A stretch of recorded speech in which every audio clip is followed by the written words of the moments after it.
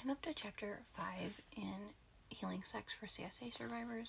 This chapter is mostly about anatomy, which I don't feel the need to share in here, but there are bits and pieces I felt like sharing. As a survivor, you were exposed to harmful negative information about your sexuality. You may have known a lot about sex, far more than was good for you, but the information was tarnished by the abuse or was just plain wrong. You learned about sex on the abuser's terms, not your own. You may have been taught how to gratify someone else sexually without even knowing how to please yourself.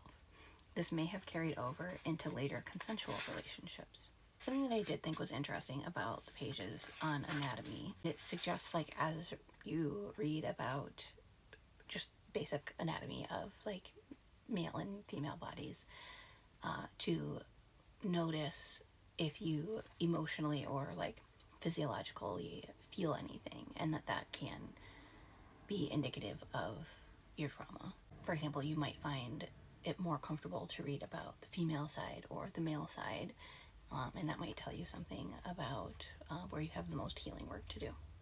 This next part is on being pre-orgasmic, and that term is basically meaning that you have never had an orgasm. Being pre-orgasmic can be linked to sexual trauma. You may carry a lot of tension in your pelvis and genitals, which may make it difficult to relax enough to orgasm.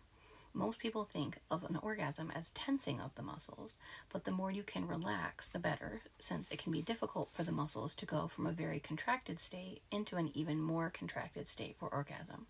The more you breathe and relax your pelvic muscles, the easier it is to orgasm. Some survivors also feel shame, guilt, or other emotions that are a part of the sexual trauma connected to orgasm. You may want to avoid orgasm to avoid these feelings. On gynecological issues, incest and childhood sexual abuse can cause a number of gynecological problems. Some survivors experience external or internal scarring from the abuse. Others have chronic yeast infections or STDs from the abuse. Still others have menstrual irregularities and pelvic or genital pain. If you have chronic infections, menstrual difficulties, pain, or other concerns, please see a gynecologist. What I see with many survivors is a chronic holding of tension throughout the pelvis. Tensing and pulling away from abuse and intrusion is a natural response. It is an attempt to protect yourself and to get away. This tension can become habitual or chronic and cause other problems. I have seen survivors with ongoing yeast infections and medically unexplained pains that correlated to the ways that they were abused. Chronic tension or holding in the pelvis causes a constriction of blood flow through the area. Held tension and trauma in the body can also decrease your sensations. Some people talk about trauma as energy blocked or trapped in the pelvis. Put your attention into the sensations in your pelvis and ask yourself the following questions. What sensations can I feel in my pelvis? Are the sensations warm or cool? Does my pelvis feel blank or void? Do I feel any streaming or movement? What images or colors come to mind as I focus there? Does my pelvis feel connected to my legs? Does it feel connected to my torso? On body issues. Many survivors have a difficult relationship with their bodies.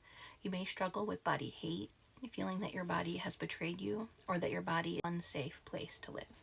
Having a body at all may be a problem for you. You may struggle with anorexia or bulimia, or feel you are over or underweight. Many survivors use food as a means of coping with their emotions, while others have a difficult time feeding themselves at all. Since your body was touched or used during the abuse, a difficult relationship with your body is often one of the lasting effects. Some survivors do not like their bodies because the body is where pain lives.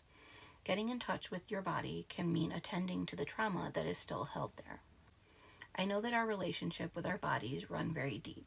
It is not like you can say, oh, okay, I decided I want to believe something different from what I was taught, so now I feel differently.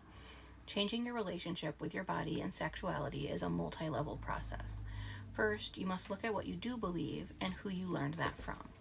Is this who you want to have a say over your relationship to your own body? If you were to write the script of your relationship with your body, what would it say? Next come practices to support this.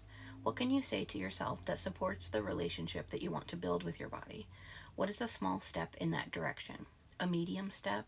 A big step? You might start by writing down the script that you'd like to hold as the truth.